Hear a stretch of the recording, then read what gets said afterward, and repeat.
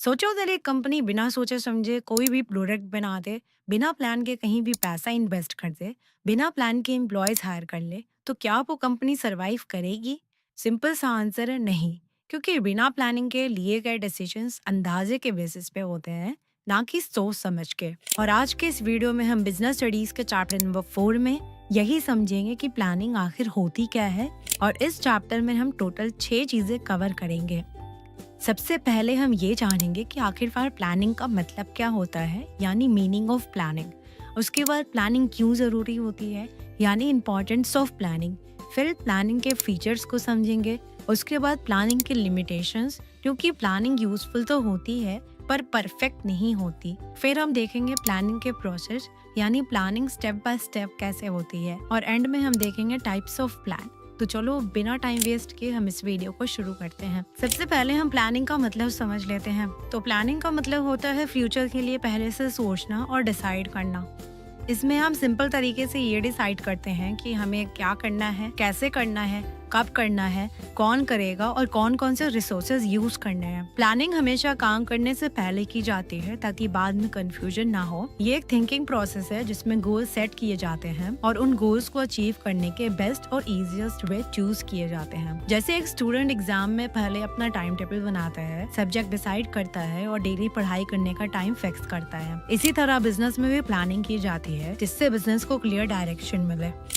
अब हम प्लानिंग के फीचर्स को समझेंगे जो बताते हैं कि प्लानिंग क्या होती है और कैसे काम करती है। पहला फीचर है planning focuses on achieving objectives. इस फीचर का मतलब है प्लानिंग हमेशा क्लियर गोल्स के साथ की जाती है।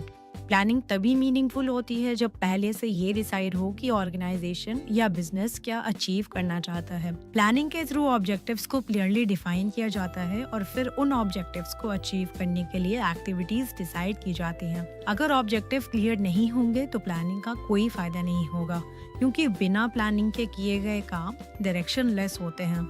इसलिए प्लानिंग का मेन फोकस हमेशा ऑब्जेक्टिव्स को अचीव करना होता है। दूसरा फीचर है planning is primary function of management. इसका मतलब होता है कि मैनेजमेंट का काम हमेशा प्लानिंग से ही स्टार्ट होता है। जब तक प्लानिंग नहीं होती तब तक ऑर्गेनाइजिंग, स्टाफिंग, डायरेक्टिंग और कंट्रोलिंग जैसे बाकी फंक्शंस पॉसिबल नहीं होते। प्लानिंग के थ्रू पहले ये डिसाइड किया जाता है कि क्या काम करना है और कैसे करना है, और उसके बाद ही बाकी स्टेप्स फॉलो होते हैं। इसीलिए प्लानिंग को मैनेजमेंट का फर्स्ट और मोस्ट इम्पॉर्टेंट फंक्शन माना जाता है, क्योंकि ये बाकी सब फंक्शंस को बेस प्रोवाइड करता है। तीसरा है प्लानिंग इज परवेसिव। इसका मतलब होता है कि प्लानिंग सिर्फ टॉप लेवल मैनेजमेंट तक लिमिटेड नहीं होती, बल्कि ऑर्गेनाइजेशन के हर लेवल पर की जाती है। Top management long term plans बनाते हैं, मिडिल लेवल मैनेजमेंट डिपार्टमेंट के प्लान्स बनाते हैं और lower level management daily work के लिए प्लानिंग करते हैं। इसका मतलब ये है कि प्लानिंग हर मैनेजर के लिए जरूरी होती है, चाहे वो किसी भी लेवल पर हो। कोई भी ऑर्गेनाइजेशन बिना प्लानिंग के स्मूथ तरीके से काम नहीं कर सकता। इसीलिए प्लानिंग को परवेसिव कहा जाता है, क्योंकि ये पूरी ऑर्गेनाइजेशन में हर जगह प्रेजेंट होती है। चौथा है प्लानिंग इज फ्यूचरिस्टिक और फॉरवर्ड लुकिंग। इसका मतलब होता है कि प्लानिंग हमेशा फ्यूचर को ध्यान में रख कर की जाती है। प्लानिंग में मैनेजर्स फ्यूचर में क्या हो सकता है उसका पहले से एनालिसिस करता है और उसके अकॉर्डिंग प्लान्स बनाते हैं। इसमें फ्यूचर अपॉर्चुनिटी का फायदा उठाना और फ्यूचर प्रॉब्लम्स को अवॉइड करने की कोशिश की जाती है। प्लानिंग के थ्रू मैनेजर प्रेडिक्शन और असम्पशंस बनाते हैं ताकि आने वाले टाइम में ऑर्गेनाइजेशन रेडी रहे। इसीलिए प्लानिंग को फॉरवर्ड लुकिंग कहा जाता है, क्योंकि ये प्रेजेंट में डिसीजंस लेकर फ्यूचर को बेटर बनाने में हेल्प करती है। पांचवा है प्लानिंग इज कॉन्टिन्यूअस। इसका मतलब होता है कि प्लानिंग एक बार करके खत्म नहीं होती। जैसे जैसे टाइम चेंज होता है, कंडीशन चेंज होती है, वैसे वैसे प्लान्स को भी रिव्यू और मॉडिफाई करना पड़ता है। पुराने प्लान्स कंप्लीट हो जाते हैं और न्यू प्लान्स बनाए जाते हैं। बिजनेस एनवायरनमेंट हमेशा चेंजिंग होता है, इसीलिए प्लानिंग को रेगुलरली अपडेट करना जरूरी होता है। इसी वजह से प्लानिंग को एक कॉन्टिन्यूअस प्रोसेस माना जाता है जो ऑर्गेनाइजेशन में हमेशा चलती रहती है। छठा है प्लानिंग इन्वॉल्व डिसीजन मेकिंग। इसका मतलब होता है कि प्लानिंग के टाइम डिफरेंट ऑप्शंस अवेलेबल होते हैं और उनमें से बेस्ट ऑप्शन चूज किए जाते हैं। मैनेजर को डिसाइड करना होता है कि कौन सा काम करें, कौन सा मेथड यूज करें और कौन से रिसोर्सेज का यूज करें। हर डिसीजंस का फ्यूचर पर इफेक्ट होता है, इसलिए प्लानिंग में सोच समझ कर डिसीजंस लिए जाते हैं। अगर डिसीजंस मेकिंग नहीं होगी तो प्लानिंग पॉसिबल नहीं है। अभी तक हमने प्लानिंग के फीचर्स को समझा, अब बारी है प्लानिंग के इम्पोर्टेंस को समझने की। तो चलो इसको भी हम एक एक करके समझ लेते हैं। पहला इंपॉर्टेंस है प्लानिंग प्रोवाइड्स डायरेक्शन। इसका मतलब है कि प्लानिंग ऑर्गेनाइजेशन को क्लियर डायरेक्शन देती है। इसमें पहले से ही गोल्स डिसाइड कर लिए जाते हैं, जिससे एम्प्लॉयज को पता होता है कि उन्हें क्या काम करना है, कैसे करना है और कब तक कंप्लीट करना है, जिससे कंफ्यूजन नहीं होती और सब लोग एक ही डायरेक्शन के लिए काम करते हैं। इसी तरह से प्लानिंग ऑर्गेनाइजेशन को सही डायरेक्शन दिखाती है और सबके एफर्ट्स को एक ही डायरेक्शन में ले जाती है। दूसरा है planning reduces the risk of uncertainty. Business environment हमेशा अनसर्टेन होता है क्योंकि फ्यूचर में क्या होगा ये किसी को नहीं पता। इसीलिए प्लानिंग मैनेजर को पहले से सोचने का मौका देती है। प्लानिंग के थ्रू मैनेजर पास्ट एक्सपीरियंसेस का यूज करते हैं, फ्यूचर के लिए अजम्पशंस बनाते हैं और बिजनेस एनवायरनमेंट को एनालाइज करते हैं, जिससे ऑर्गेनाइजेशन अनएक्सपेक्टेड सिचुएशन को बेटर वे में हैंडल कर पाती है। इसीलिए प्लानिंग अनसर्टेनिटी का रिस्क कम करती है और ऑर्गेनाइजेशन को सेफ रखती है। तीसरा है planning reduces overlapping and wastage. Planning overlapping और वेस्टेज को रिड्यूस करती है क्योंकि प्लानिंग में पहले से ही डिसाइड होता है कि कौन सा काम कौन करेगा। इस वजह से एक ही काम दो लोग नहीं करते, जिससे टाइम, मनी और रिसोर्सेज वेस्ट नहीं होते। चौथा है planning promotes innovative ideas. Planning innovative ideas को प्रमोट करती है। प्लानिंग के टाइम मैनेजर और एम्प्लॉयज नए आइडियाज और बेटर वेज सोचते हैं काम को और अच्छा बनाने के लिए। जब प्लानिंग में लोग इन्वॉल्व होते हैं तो क्रिएटिविटी बढ़ती है और नए सोल्यूशन सामने आते हैं। इससे ऑर्गेनाइजेशन ज्यादा इनोवेटिव बनती है और कंपटीशन में आगे रह पाती है। पांचवा है planning facilitates decision making. Planning decision making में मदद करती है। जब पहले से प्लानिंग होती है तो गोल्स क्लियर होते हैं और मैनेजर को पता होता है कि उन्हें क्या अचीव करना है। इस वजह से मैनेजर सही टाइम पर सही डिसीजन ले पाता है। प्लानिंग के बिना डिसीजन लेना मुश्किल होता है, लेकिन प्लानिंग डिसीजंस मेकिंग को इजी और इफेक्टिव बना देती है। तो अभी तक हमने प्लानिंग के इम्पोर्टेंस और फीचर को समझ लिया है। अब बारी है प्लानिंग के लिमिटेशंस को समझने की।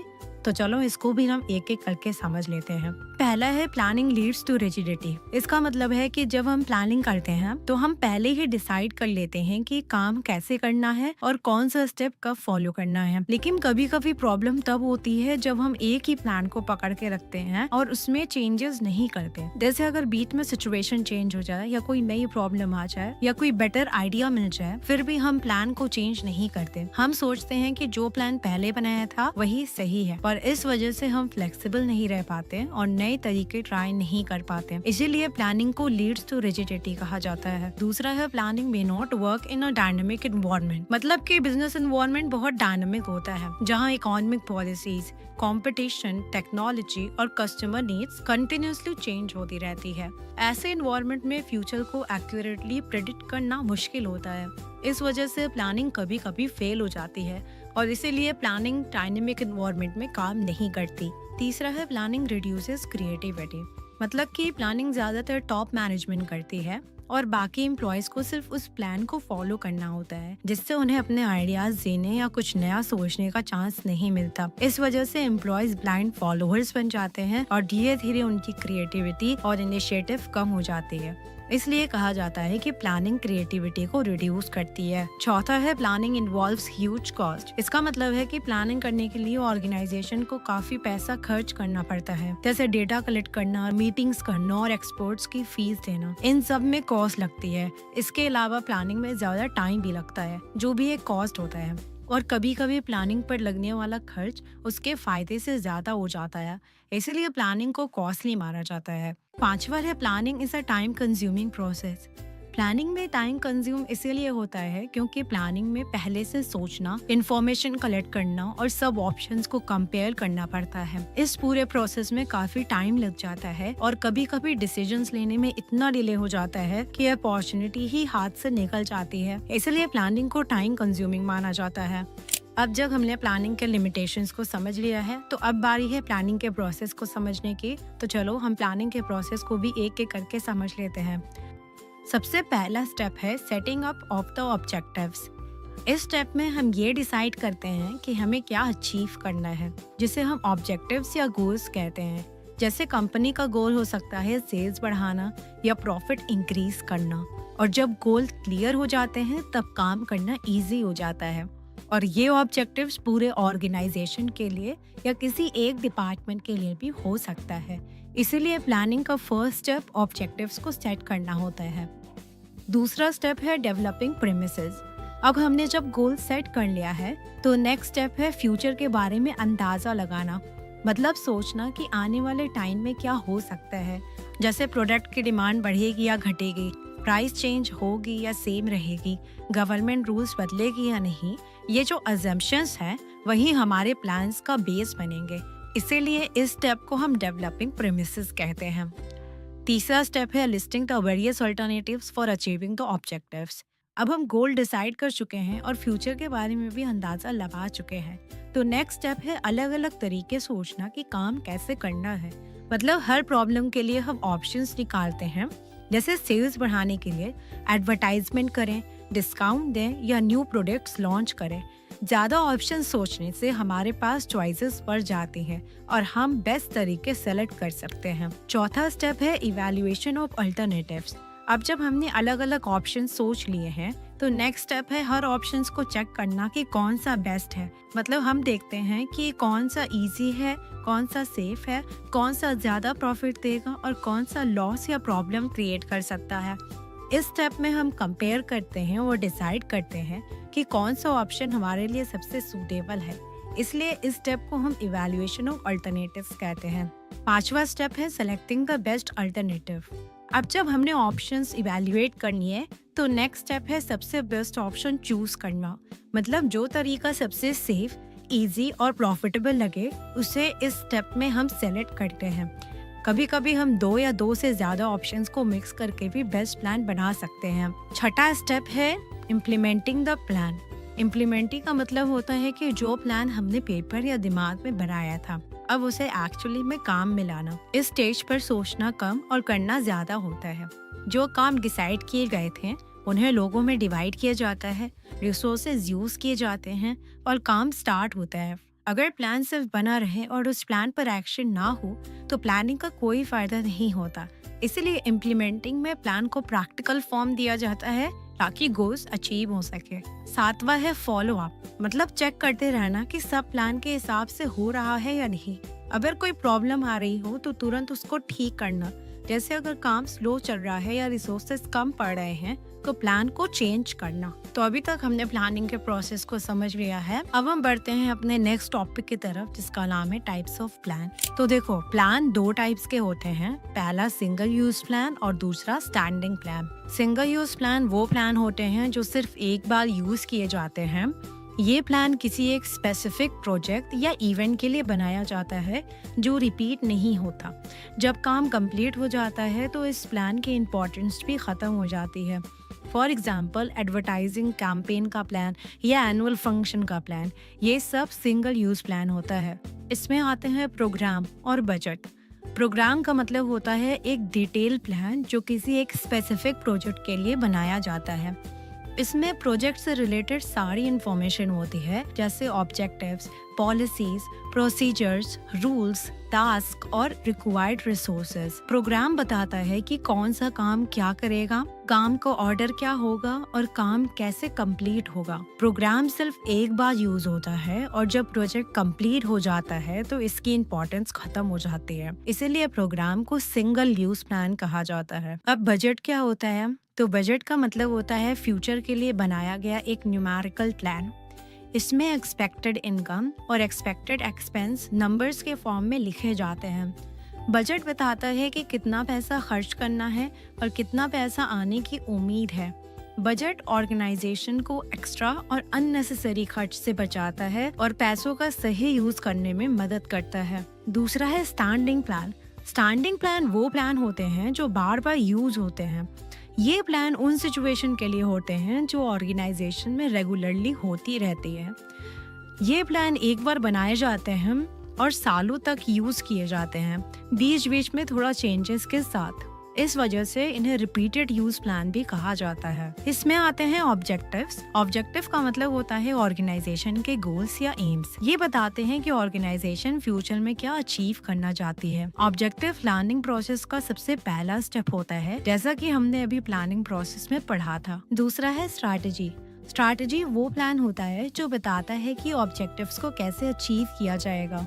स्ट्रैटेजी ऑर्गेनाइजेशन को कंपटीशन फेस करने, थ्रेट से बचाने, अपॉर्चुनिटी का यूज करने में मदद करती है। तीसरा है पॉलिसी। पॉलिसी एक जनरल गाइडलाइंस होती हैं जो ऑर्गेनाइजेशन में डिसीजन मेकिंग को इजी बनाती हैं। पॉलिसीज मैनेजर को बताती हैं कि काम कैसे करना है। ये फ्लेक्सिबल होती हैं और रिक्वायरमेंट के अकॉर्डिंग चेंज हो सकती हैं। चौथा है प्रोसीजर। प्रोसीजर वो प्लान होता है जो किसी काम को करने के स्टेप्स बताते हैं। इसमें लिखा होता है कि काम कौन से ऑर्डर में होगा। प्रोसीजर का मेन पर्पस काम को स्मूथ और सिस्टमैटिक बनाना होता है। पांचवा है रूल। रूल्स स्पेसिफिक इंस्ट्रक्शंस होते हैं जो बताते हैं कि क्या करना है और क्या नहीं करना है। रूल्स स्ट्रिक्ट होते हैं और इनको फॉलो करना कंपलसरी होता है। छठा है मेथड। मेथड का मतलब होता है कि किसी काम को करने का बेस्ट तरीका। एक काम को करने के कई मेथड्स हो सकते हैं, लेकिन ऑर्गेनाइजेशन वही मेथड चूज करती है जो कम टाइम और कम कॉस्ट में काम कंप्लीट करे। तो बस यहीं पे हमारा ये चैप्टर भी एंड होता है। कमेंट सेक्शन में ज़रूर बताना कि आपको ये वीडियो कैसी लगी, और आगे भी आपके लिए और एनिमेटेड वीडियोस आने वाली है, तो सब्सक्राइब करना मत भूलना और अपने दोस्तों के साथ भी इस वीडियो को शेयर कर देना। तो चलो मिलते हैं अब हम नेक्स्ट वीडियो में नेक्स्ट चैप्टर के साथ। तब तक के लिए अपना ख्याल रखना। बाय।